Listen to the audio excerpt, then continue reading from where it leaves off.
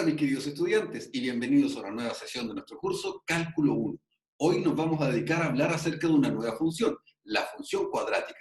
Así que no demoremos más y pongamos manos a la obra. Una función cuadrática es una expresión que tiene esa forma que se encuentra ahí, donde el a no puede ser cero, puesto que si fuera cero volveríamos a tener una función lineal. Y se conoce como función cuadrática o de segundo grado, ya que el mayor grado de la variable x en este caso es 2, a diferencia del caso anterior, que era la función lineal, en el que el grado era 1.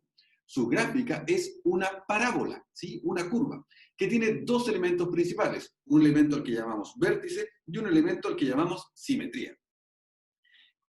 Esta parábola puede abrirse hacia arriba o abrirse hacia abajo. Es lo que conocemos como concavidad de la parábola y depende netamente del valor de a. Si a es mayor a 0, en ese caso entonces la parábola se va a abrir hacia arriba. Y si a es menor a 0, en ese caso la parábola se abrirá hacia abajo.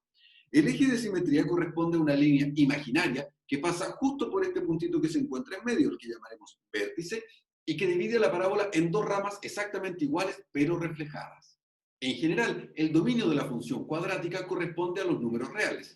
¿Y cómo se evalúa una función cuadrática? Pues bien, es bastante simple. Si tú quieres conocer el valor de la función en un determinado número x, entonces lo que haces es reemplazar la x por ese número, tal como lo hemos hecho aquí, donde reemplazamos el valor de 2 dentro de la función y obtenemos 7. De igual manera, si lo hacemos con el valor de menos 3, debemos hacerlo teniendo en consideración los paréntesis, puesto que el signo negativo también se eleva al cuadrado y cualquier número negativo elevado al cuadrado será positivo. Es el único cuidado que debemos tener al evaluar estas funciones, tal como está en ese ejemplo. En cuanto a los ceros de la función, recordemos que los ceros de una función son el punto en el que se corta con el eje x. La función cuadrática, su número de ceros, va a depender del valor del discriminante. ¿Te acuerdas que ya habíamos hablado de ello cuando hablamos de ecuaciones cuadráticas? Pues es el mismo discriminante. Y si el valor de ese discriminante es mayor a 0, entonces tendrá dos ceros reales y distintos, que vienen determinados por esas expresiones que están ahí, que se resumen en la fórmula de la ecuación cuadrática. En el caso que el discriminante sea igual a 0, tendremos solo un punto de corte con el eje x, que viene determinado por ese valor que está ahí. Por último, si el discriminante es menor a 0, entonces la función no tiene ceros reales, es decir, no toca el eje x. Y un ejemplo muy fácil de eso sería dibujarla de esta manera. Esa parábola no está tocando al eje x, y esa parábola tampoco está tocando al eje X. El vértice de una parábola es justamente una de sus características más importantes.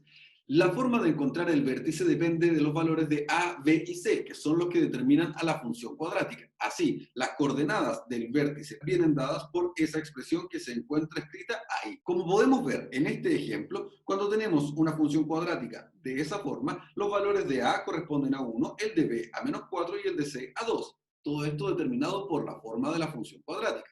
A contar de ella, entonces, nosotros podemos calcular el x para el vértice como 2, haciendo uso de la fórmula que teníamos anteriormente. Calculamos el valor de la imagen de 2, que será menos 2, ya sabemos cómo hacer el cálculo de la imagen de un valor en el caso de la función cuadrática. Y ahora bien, vamos a proceder a hacer el gráfico. Ubicamos el vértice, que estará en el valor de 2 y menos 2, ahí está. Sabemos que se abre hacia arriba, puesto que el A es positivo, y además sabemos que parte desde el vértice. Por ello, nuestra gráfica queda bien determinada como la que está ahí. En cuanto al recorrido de cualquier función cuadrática, existen dos expresiones mediante la cual determinar cuál es el recorrido. No ahondaremos mucho en ese capítulo, pues no es nuestro interés particular, pero nunca está de más que lo conozcas. Si la función se abre hacia arriba o hacia abajo, lo cual sabemos que depende del valor de a su vez generará que exista un valor máximo o un valor mínimo. En el caso que se abre hacia arriba cuando a es positivo, entonces tendremos un valor mínimo que estará dado por el valor del vértice. Y en el caso que el valor de a sea negativo, es decir, la parábola se abra hacia abajo, tendremos un valor máximo que también vendrá dado por las coordenadas del vértice. Además, si la gráfica de nuestra función se abre hacia arriba, en su primera mitad será decreciente, podemos ver que va hacia abajo, y en su segunda mitad será creciente, puesto que va hacia arriba.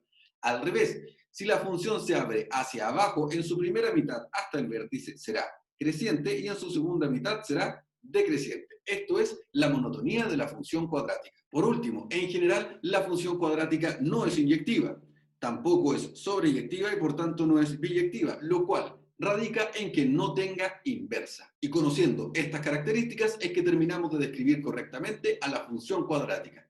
Y ya hemos avanzado en nuestra segunda función. Nos queda ir un poco más allá. Nos faltan las funciones polinomial y racional. Pero eso es materia de las próximas sesiones. Por ahora es todo lo que deberíamos hacer y nos encontramos en una próxima ocasión.